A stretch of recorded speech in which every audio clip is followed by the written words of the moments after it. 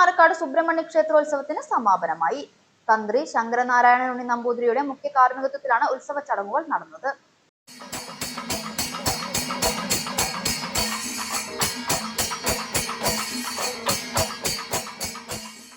ഉത്സവ ദിവസം രാവിലെ 4-ന് നട തുറക്കൽ, 5:30-ന് പള്ളിയുണർത്തൽ, ഗണപതി ഹോമം, ഉഷപൂജ എന്നിവ നടന്നു. തുടർന്ന് ഉച്ചയ്ക്ക് 12 മണി മുതൽ ക്ഷേത്രത്തിൽ പ്രസാദകൂട്ടും ഒരുക്കിയിരുന്നു. വൈകുന്നേരം 3-ന് നട തുറക്കൽ, 4-ന് ആറാട്ട് പുറപ്പാട്, 6-ന് ഭാരതപ്പുഴയിൽ ആറാട്ട് കഴിഞ്ഞ് എഴുന്നള്ളിപ്പ്, 7-ന് തത്തങ്കോട് സെന്ററിൽ പഞ്ചവാദ്യം, തുടർന്ന് 9:30ഓടെ എഴുന്നള്ളിപ്പ് ക്ഷേത്രത്തിൽ എത്തിച്ചേർന്നു. 10-ന് ദീപാരാധന, ഉച്ചപൂജ, 25 കലശാഭിഷേകം, അത്താഴപൂജ, ശ്രീഭൂതബലി എന്നിവയ്ക്ക് ശേഷം കൊടിയിറക്കിയതോടെ ഈ വർഷത്തെ ഉത്സവത്തിന് സമാപനമായി.